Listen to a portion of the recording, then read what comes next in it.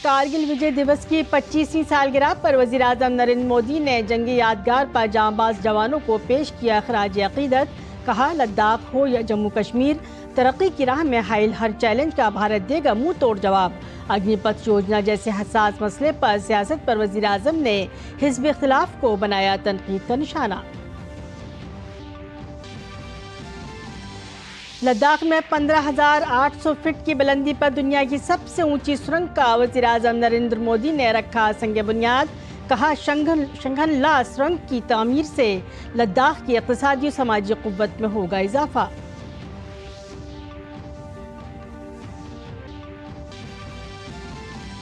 बदउनवानी के इल्ज़ामात में घिरी कर्नाटक की सद्दारमैया हुकूमत की पार्लियामेंट के अंदर और बाहर हुई मुखालिफत। बीजेपी के रुकन पार्लियामेंट ने MUDA और वाल्मीकि नगर घपला मामले में वज़ीर आला सिद्दारमैया से किया इस्तीफे का मुतालबा।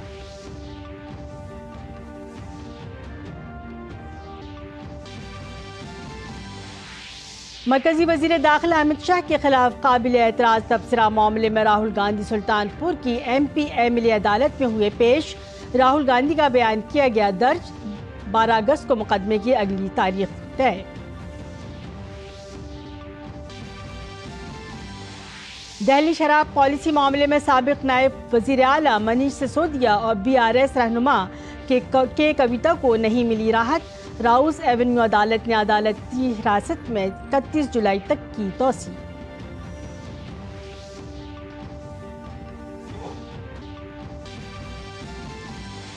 और पेरिस में सीन नदी के किनारे ओलंपिक 2024 का रस्मी आगाज आज। 10,000 से ज़ायद खिलाड़ी टूर्नामेंट में होंगे शामिल। 117 भारतीय खिलाड़ी 16 खेलों में करेंगे अपनी कारकर्दगी का मुजाहिरा।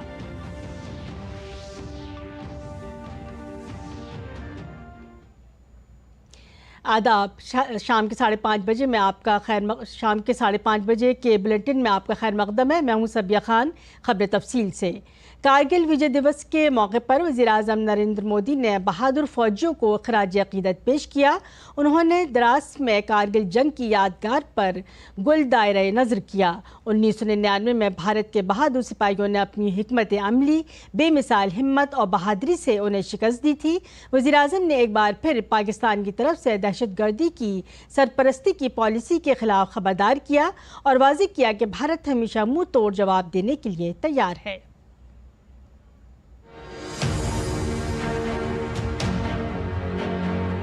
मैं इन शहीदों को नमन करता हूं जिन्होंने कारगिल में मातृभूमि की रक्षा के लिए अपना सर्वोच्च बलिदान दिया। राष्ट्र के लिए दिए गए बलिदान अमर होते हैं। ये देश हमारी सेना के पराक्रमी महानायकों का सदा सर्वदा रणीत है। कारगिल की विजय ये किसी सरकार की विजय नहीं थी। कारगिल की विजय ये किसी दल का विजय नहीं था। ये विजय देश की थी। मेरे लिए दल नहीं, देश सर्वोपरि है। हम राजनीति के लिए नहीं, राष्ट्र नीति के लिए काम करते हैं। भारत माता की, भारत माता की, भारत माता की।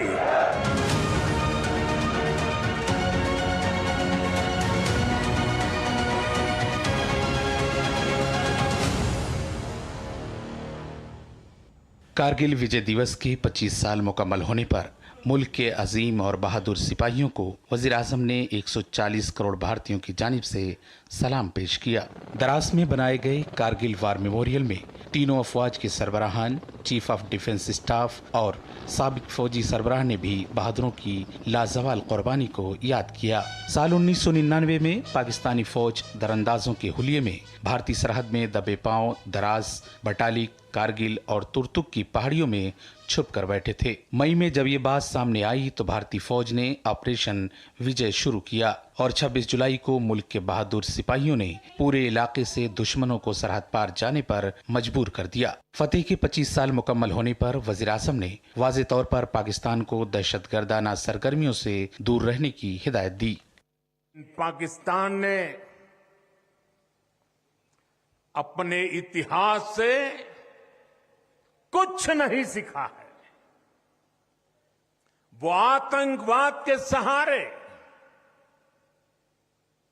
प्रॉक्सी वॉर के सहारे अपने आप को प्रासंगिक बनाए रखने का प्रयास कर रहा है। लेकिन आज जब मैं उस जगह से बोल रहा हूं जहां आतंक के आकाओं को मेरी आवाज सीधे सुनाई पड़ रही है, मैं आतंकवाद के इन सरपरस्तों को कहना चाहता हूं कि उनके नापाक मंसूबे कभी कामयाब नहीं होंगे। वज़ीर-ए-आज़म ने अपोजिशन जमातों को भी आईना दिखाया। उन्होंने कहा कि भारतीय फौज 140 करोड़ शहरियों की सलामती, अमन और खुशहाली के लिए है। आलमी मंजरनामे के मुताबिक इस्लाहात जरूरी हैं।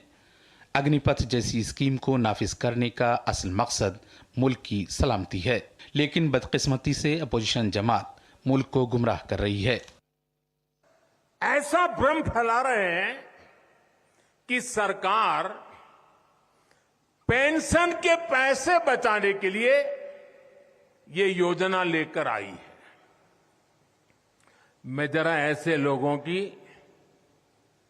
सोच से शर्म आती है, लेकिन मैं ऐसे लोगों से पूछना चाहता हूं, जरा कोई मुझे बताए, आज मोदी के शासनकाल में जो भर्ती होगा, क्या आज ही उसको पेंशन देना है क्या? उसको पेंशन देने की नौबत 30 साल के बाद आएगी, और तब तो मोदी 105 साल का हुआ होगा, और तब न भी मोदी की सरकार होगी। क्या मोदी जब 105 साल का होगा, 30 साल के बाद जो पेंशन बचेगा, उसके लिए मोदी ऐसा राजनीतिक है जो आज गाली खाएगा? क्या तर्क दे रहे हैं? लेकिन साथियों, मेरे लिए दल नहीं, देश सर्वोपरि है। सरहदी इलाकों की तरक्की और बुनियादी ढांचे को फरोग देते हुए वज़ीर-ए-आज़म ने निम्मो पद्म दारचा रोड बनने वाली 4.1 किलोमीटर तवील शिंखोन-ला सुरंग की तामीराती काम का इफ्तिताह किया। ये दुनिया की बुलंदतरीन सुरंगों में से एक होगी। साथ ही मनाली और लेह के दरमियान आमदोरफ्त को भी आसान बनाएगी। Bureau report, DD news Urdu खबरें। कारगिल विजय दिवस की सिल्वर जुबली के पुरमसरत मौके पर वज़ीर-ए-आज़म नरेंद्र मोदी ने आज कारगिल वॉर मेमोरियल द्रास में लद्दाख को एक मुनफरद तोहफा दिया। वज़ीर-ए-आज़म ने बटन दबाकर शिंगून ला टनल का पहला धमाका किया। ये सुरंग बॉर्डर रोड्स ऑर्गेनाइजेशन की तरफ से बनाई जा रही है। हर मौसम के मुताबिक बनने वाली सुरंग से हिमाचल और लद्दाख करीब आ जाएंगे और इस सुरंग की स्ट्रेटेजिक अहमियत भी है। हमारे नामनगार विशाल बैरिस्टो ने बॉर्डर रोड्स ऑर्गेनाइजेशन के डायरेक्टर जनरल से खुसूसी बातचीत की। प्रधानमंत्री नरेंद्र मोदी ने कुछ देर पहले यहां से वर्चुअल फर्स्ट ब्लास्ट किया है शिंकुला टनल का, और मेरे साथ हैं डीजी बीआरओ। आइए मुझसे बात करते हैं। जनरल रघु, प्रधानमंत्री ने बीआरओ की बहुत तारीफ की है। सबसे पहले हम ये जानना चाहते हैं, ये टनल कब तक कंप्लीट हो जाएगी और कितनी लंबी है ये? जैसे कि आपने बताया विशाल, ये बीआरओ के लिए एक अद्वितीय सम्मान है कि माननीय प्रधानमंत्री महोदय, जिनके गतिशील और दूरदर्शी जो इनका हर एक जो डिसीजन है, इसमें जो इन्होंने जो बहुत ही लंबित आवश्यकता थी, लद्दाख क्षेत्र को जो सामरिक दृष्टि से और आर्थिक दृष्टि से जो कनेक्टिविटी बहाल करने की जो आवश्यकता थी, इसको अभी एक बढ़ावा दिया गया है। और कब तक ये पूरा हो जाएगा? ये टनल जो है, इसकी पीडीसी 4 साल की है और ये 4 साल में हम कंप्लीट कर देंगे। ये कितनी लंबी है? ये टनल 4.1 किलोमीटर है और ये हिमाचल प्रदेश में लाहौल स्पीति का जो वैली है उसको लद्दाख में जो जंस्कर वैली है उसको कनेक्ट करती है। ये 4.1 किलोमीटर, जैसे कि मैंने आपको बताया, ट्विन ट्यूब है, यानी इसका मतलब एक ट्यूब से आना और दूसरे ट्यूब से जाना, और दोनों ट्यूब्स के बीच में हर 500 मीटर में एस्केप पैसेजेस हैं। और ये हाईएस्ट और लेटेस्ट टेक्नोलॉजी से ये टनल बनाया जा रहा है, और इसमें लेटेस्ट सिक्योरिटी स्कीम्स, यानी जो वेंटिलेशन सिस्टम है, जो फायर फाइटिंग की सिस्टम है, जो कैजुअल्टी इवैक्यूएशन की सिस्टम है, मॉनिटरिंग की सिस्टम है, कम्युनिकेशन का सिस्टम है, ये सभी इसमें रहेगा। तो जैसे कि आपने सुना, सेला टनल के बाद एक और फेदर बीआरओ के कैप में, और ये जो टनल है वो हिमाचल को लद्दाख के और करीब ले आएगा, और वो भी ऑल वेदर। कैमरामैन अनिकेत के साथ मैं विशाल Bairstow, TD news, Kargil. 25वीं Kargil दिवस के मौके पर वजीर दिफा राजनाथ सिंह ने कारगिल जंग के हीरोज़ को दिल्ली में नेशनल वॉर मेमोरियल पर गुल-ए अकीदत नजर किए।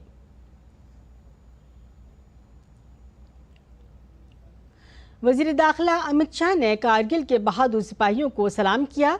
उन्होंने एक्स पैगाम में कहा, कारगिल विजय दिवस फौज के बहादुर जवानों के गैर मुतज़लज़ल अज़्म और बहादुरी की अलामत है। कारगिल जंग में बहादुर सिपाहियों ने हिमालय की नाकाबिले रसाई पहाड़ियों में बहादुरी के जौहर दिखाकर दुश्मन की फौज को घुटने टेकने पर मजबूर कर दिया, और कारगिल में दोबारा तिरंगा लहराकर मुल्क का सर फख्र से बुलंद कर दिया। आज कारगिल विजय दिवस के मौके पर मैं उन बहादुर सिपाहियों को सलाम करता हूँ जिन्होंने इस जंग में अपनी हिम्मत से मादर वतन की हिफाजत की। ममनून कौम आपकी कुर्बानी, लगन और कुर्बानी को कभी फरामोश नहीं करेगी।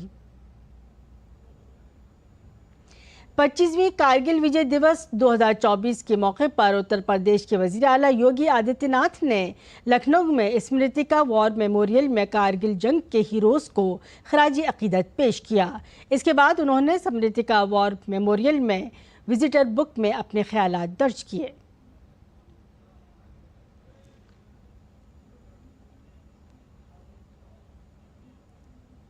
कारगिल दिवस के मौके पर पार्लियामेंट के दोनों ऐवानों में आज कारगिल जंग के दौरान बहादुरी से लड़ने वाले बहादुर फौजियों को खराजी अकीदत पेश किया गया। सिपाहियों की बहादुरी और कुर्बानी को याद करते हुए लोकसभा के स्पीकर ओम बिरला ने कहा कि फौजियों ने जंग के दौरान बेमिसाल बहादुरी का मुजाहिरा किया।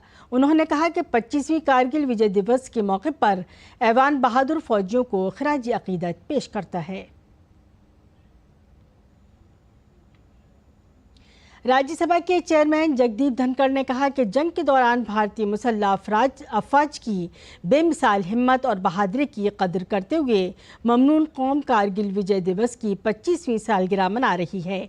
उन्होंने कहा कि ये ऐवान कारगिल की नामुसाद हालात और दुश्वार गुजार खित्तों के बावजूद दुश्मन पर शानदार फतह हासिल करने में फौजियों की गैर मामूली बहादुरी के लिए मुसल्लह अफवाज के अज़्म हौसले को सलाम पेश करता है। दोनों ऐवानों में जंग के दौरान अपनी जानों का नजराना पेश करने वाले फौजियों की याद में मौन रखा गया। उत्तर प्रदेश हुकूमत ने बड़ा ऐलान किया है। रियासती हुकूमत ने यूपी पुलिस सर्विस में साबिक अग्निवीरों को तरजीह देने का फैसला किया है।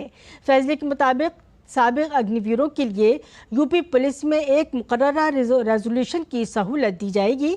यूपी हुकूमत तरजीही बुनियादों पर पुलिस सर्विस PAC में एडजस्टमेंट की सहूलत फराहम करेगी। मैसूर अर्बन कहा है कि अग्निवीर की योजना जैसे आगे बढ़ती है और जब ये अपनी सेवा के बाद वापस आएंगे तो हम उत्तर प्रदेश पुलिस सेवा में PAC में इन नौजवानों को प्राथमिकता के आधार पर समायोजन की एक सुविधा देंगे, वेटेज देंगे। उनके लिए एक निश्चित आरक्षण की सुविधा हम अपनी सेना, अपनी पुलिस में उपलब्ध करवाएंगे। एक ट्रेन मैन पावर हमें मिलेगा, अनुशासित युवा हमें मिलेगा और इसका लाभ राज्य लेने के लिए पूरी तरह हम लोग प्रतिबद्ध होंगे कि उन ट्रेंड युवाओं को हम आगे बढ़ा सकें। Mysore urban development authority Valmiki Nagar घपला और SC/ST फंड्स के गलत इस्तेमाल का मामला पार्लियामेंट के दोनों ऐवानों में उठाया गया।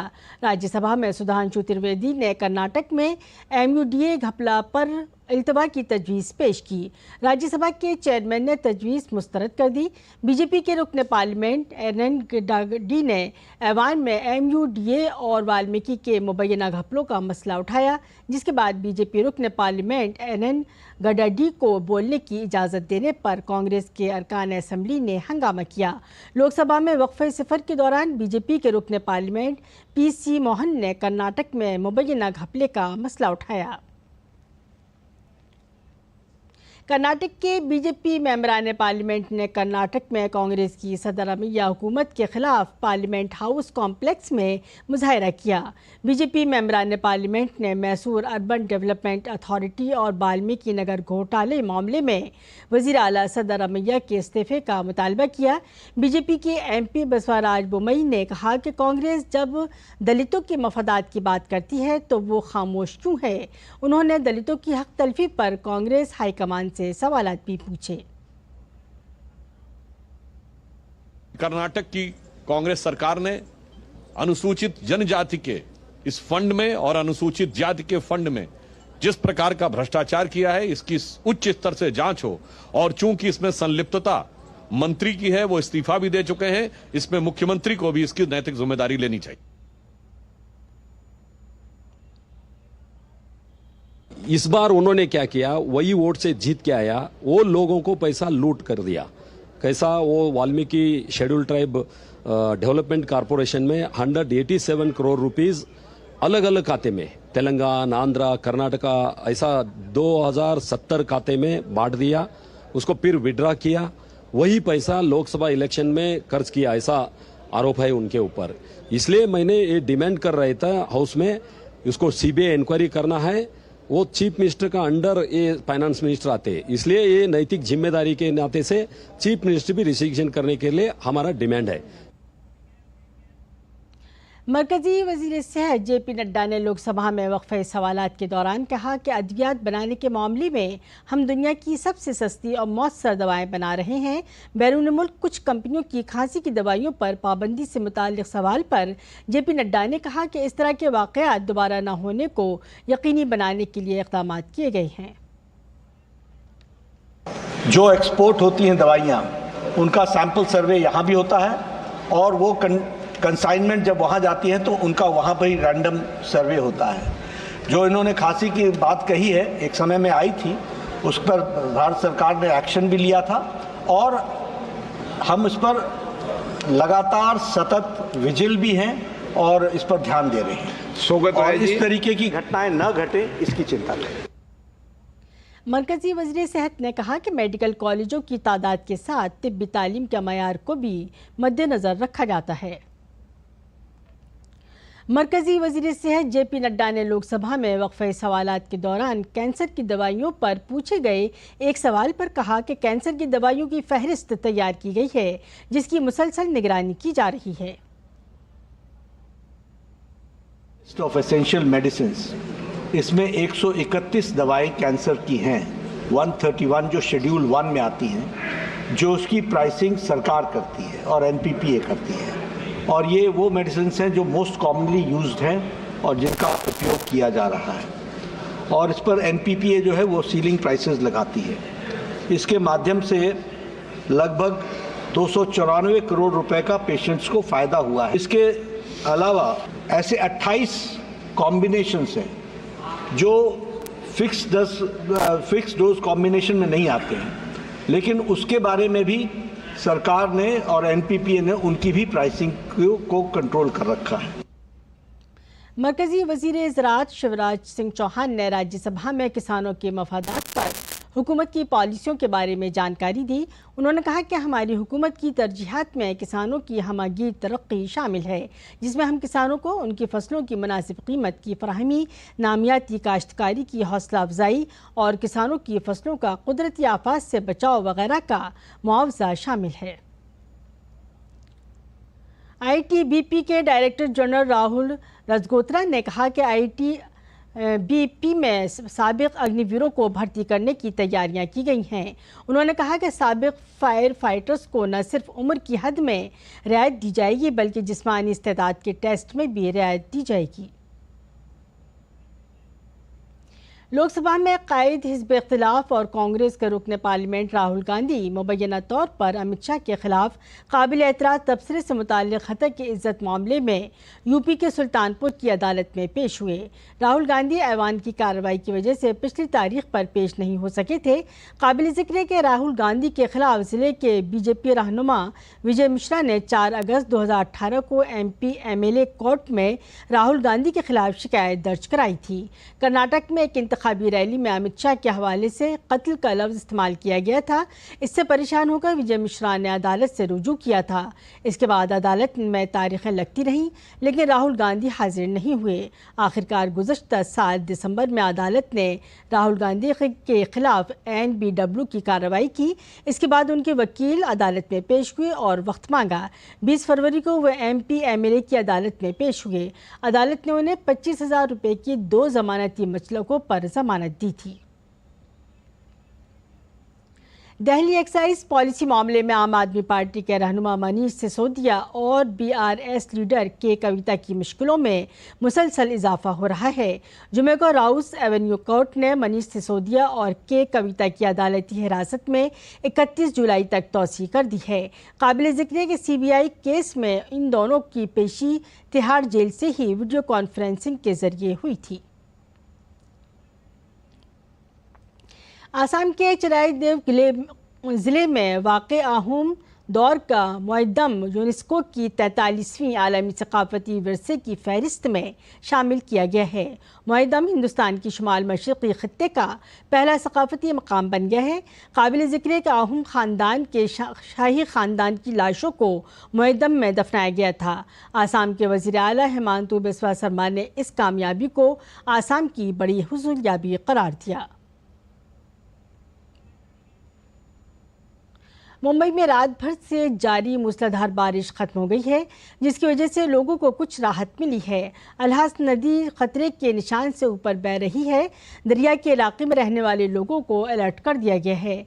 रायगढ़ ज़िले में मुसलसल बारिश हो रही है। ज़िले में सावित्री और अम्बा नदियाँ खतरे के निशान को अबूर कर चुकी हैं, जबकि कंडलेका और थेवान गंगा नदियाँ इंतबाही सतह से ऊपर बह रही हैं। पनोल ज़िले के तमाम स्कूलों और कॉलेजों में आज तातील का ऐलान किया गया है। गुजरात में मूसलाधार बारिश की वजह से लोग परेशानी का शिकार हैं। कच्छ और सौराष्ट्र में सबसे ज़्यादा बारिश हो रही है, जबकि गुजरात में औसतन 53.25% बारिश हुई है। कच्छ में अब तक 75% बारिश हो चुकी है और सौराष्ट्र की बात करते हैं जहां 73% बारिश हुई है। जनूबी गुजरात में भी 63.07% बारिश हुई है, जबकि शुमाली गुजरात और मशरक़ी वस्ती गुजरात में बारिश कम हुई है। दिल्ली NCR की बात करते हैं, जहां आज सुबह से कई इलाकों में बारिश हो रही है, जिसके बाइस मौसम खुशगवार हो गया है। लोगों को गर्मी से राहत मिली है। बारिश के बाइस मोती बाग, रिंग रोड, धूला कुआं के करीब और दीगर कई इलाकों में भी पानी जमा होने का मसला पेश आ रहा है, जिसकी वजह से ज़्यादा दर्जे हरारत 35 और कम से कम दर्जे हरारत 27 डिग्री सेंटीग्रेड रिकॉर्ड किया जा सकता है। उत्तराखंड में भी मानसून की बारिश जारी है। ऐसे में महकमे मौसमियात ने देहरादून और बागेश्वर में भारी बारिश का इम्कान जाहिर किया है। इसके लिए ऑरेंज अलर्ट जारी कर दिया गया है। अल्मोड़ा, चंपावत और उधम सिंह नगर में कई मकामात पर हल्की से दरमियानी बारिश या गरज चमक के साथ बारिश हो सकती है। पौड़ी और चमोली में मूसलाधार बारिश का इम्कान है। महकमा मौसमियात की पेशगोई को मद्देनज़र रखते हुए देहरादून में आज 12वीं तक के स्कूलों में छुट्टी का ऐलान किया गया है। पेरिस ओलंपिक्स के आगाज़ से पहले भारत के लिए अच्छी खबर है। भारत की ख़वातीन पर मुश्तमल तीरंदाजी टीम ने क्वार्टर फाइनल में जगह बना ली है। रैंकिंग राउंड में अंकिता भक्त, भजन कौर और दीपिका कुमारी की शानदार कारकर्दगी ने भारतीय टीम को क्वार्टर फाइनल का टिकट दिला दिया है।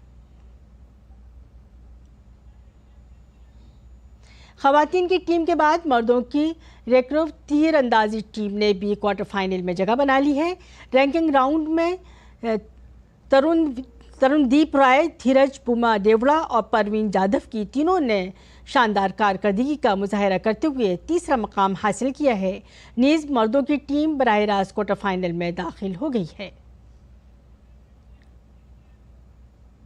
इसी के साथ 5:30 का बुलेटिन अपने अख्ताम को पहुंचा। इजाज़त दीजिए। आदाब।